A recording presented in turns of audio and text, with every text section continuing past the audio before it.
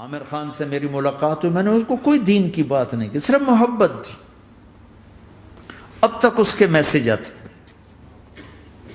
کہ میں زندگی میں کسی سے متاثر نہیں ہوا، تم پہلے آدمی ہو جس سے میں متاثر ہوں. میں نے کوئی جادو کیا، صرف محبت. لوگوں کو محبت دو، قریب ہوں گے. میں جب گیا بڑی مشکل سے اللہ نے، ملاقات کا کوئی راستہ ہی نہیں تھا، وہ مجھے نہیں جانتا تھا، میں اسے نہیں جانتا تھا، تو کوئی موقع نہیں مل رہا تھا ملاقات کا. تو اللہ نے شاہد آفریدی کو بھیج دیا. شاہد آفریدی اس کی دوستی تھی، ہمارا جو کرکٹر ہے. میں نے اس سے فون پر کہا یار میری ملاقات تو کرا. اس نے ملاقات کروائی. تو اس نے مجھے کہا آدھا گھنٹہ ہے، آدھا گھنٹہ. جب میں پہنچا میکسیمم پونا گھنٹہ. میں کہا ٹھیک. میں گیا تو وہ سہما ہوا چہرہ کہ بھئی مولانا آ گیا، پتہ نہیں کیا کہیں گے، بھئی یہ تو کیا کر رہا ہے، تو حرام کر رہا ہے، ناچ رہا ہے، گا رہا ہے، توبہ کر، ابھی تیرے لیے دوزخ کا فیصلہ ہو جائے. پتہ نہیں کیا ہوگا. وہ ڈرا ہوا سہما ہوا تھا. تو میرا ایک دور کالج لائف تھا. میرے اللہ نے مجھے ہدایت دی اور میں 3 دن کے لیے میں اس دوست کو، اس کی نسلوں کو دعائیں دیتا ہوں جو مجھے زبردستی پکڑ کے لے گیا. نہ میرا تبلیغ سے کوئی تعلق، نہ واسطہ، نہ میں کوئی ان سے متاثر. ایک لڑکا تھا، بنگالی تھا، گشت کرتا تھا، لیکن میں اس سے ذرا متاثر نہیں ہوا. میرا دوست متاثر ہو گیا تھا، تو میں تو ان کے قریب سے نہیں گزرتا تھا. تو وہ اور میں اسکول میں اکٹھے آ رہے تھے، کالج میں اکٹھے آ رہے تھے. تو وہ متاثر ہوا، وہ 3 دن کے لیے جا رہا تھا، تو مجھے بتائے بغیر میرا ہاتھ پکڑ کے لے گیا. مجھے کام ہے، چلو میرے ساتھ. اور میں اس کو انکار نہیں کر سکتا تھا، یہ میرا اس کا تعلق تھا. اب بھی اسی طرح بھائیوں جیسا تعلق. میں اس کا احسان ماں، مجھے زبردستی لے گیا. ہمارے پنجابی کی مثال ہے، کبے نو لت لگی وہ سیدھا ہو گیا.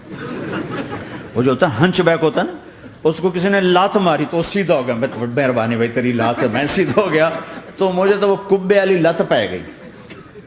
تو اللہ نے مجھے اس طرف لگا دیا. اور جب میری کالج لائف، میں نے کالج کا بہترین سنگر تھا، اسکول کا بہترین. دن سے کیا ہے اس زمانے میں یہ سارا کو اٹھایا میں نے سارا کیا ہے. تو اب وہ بیچارہ ایسے بیٹھا ہوا. تو میں نے اس سے بیٹھتے ہی فلموں کی باتیں شروع کر دی. اور تھوڑی دیر بعد کہ میں نے محسوس کیا کہ فرام 60 to 72 جو فلم انڈسٹری کو جتنا میں جانتا تھا اتنا وہ نہیں جانتا. تو اس کے اوپر میرے علم کا روپ پڑ گیا. اس کی لائن کا علم تھا نا. تو حیران پریشان، یہ واز تو ہو نہیں. تو کبھی دلیپ کمار کی باتیں شروع ہو گئیں، کبھی راج کپور کی شروع ہو گئیں، اور کبھی محبوب صاحب شروع ہو گئے، کبھی مدن موہن شروع ہو گئے. وہ آدھا گھنٹہ تو یوں ہی گزر گیا. تو آدھے گھنٹے کے بعد میں نے کہا جی ہمارا تو ٹائم اوور کریں گے، اٹھیں چلے اوپر چل کے بیٹھتے ہیں کھانے کی ٹیبل پر. ہم وہاں جا کے بیٹھ گئے. پھر وہیں باتیں شروع ہو گئیں. جب اس کا سارا خوف دور ہو گیا اور ریلیکس ہو گیا، اس میں 1.25 گھنٹے سے 50 منٹ گزر گئے تھے. تو پھر میں نے کہا عامر بھائی آپ حج پہ آئے ہیں، اگر آپ اجازت دیں تو آپ کو اپنے نبی کا حج سنو. کہنے لگے ہاں جی ضرور سنائی.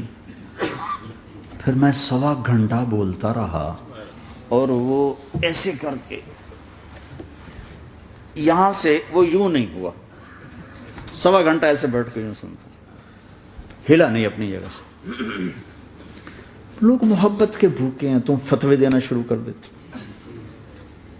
2 گھنٹے کی ملاقات کے بعد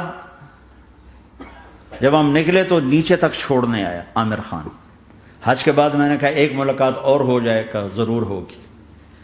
پھر اس کا میسج آیا کہ میں مدینے چلا گیا ہوں، معذرت چاہتا ہوں. میں نے کہا میں مدینے آ جاؤں گا. میں مدینے پہلے ہو آیا تھا حج سے پہلے. تو اس نے کہا کہ آپ 14 تاریخ کو آ جائیں، 4 سے 6 کا ٹائم میں نے آپ کے لیے رکھا ہے. تو میں جنید اور ایک اور ساتھی ہم دوبارہ وہاں چلے. 4 بجے 4:15 ہم اس کے ساتھ ہماری سٹنگ شروع ہوئی. 4:15 سے 10:15 تک 6 گھنٹے مسلسل. اور اس کے ماتھے پہ ذرا نشان نہیں آیا کہ میں بور ہو رہا ہوں. اور اس کے بعد ہم اٹھے، اس کا جی نہیں چاہ رہا تھا کہ ہم اٹھ کے چلے جائیں. محبت. پھر ایک امتحان پڑ گیا. میں اجتماع میں تھا ڈائمنڈ کے پچھلے سال. اس کا میسج آیا میری فلم تلاش آ رہی، اس کی کامیابی کی دعا کرو. لے بھائی اے چنگی بات. میں کہا اب کیا کروں؟ جواب دینا بھی ضروری، دعا بھی نہیں ہو سکتی، کیا کروں؟ تو جب وہ میسج آیا تو میرے ساتھ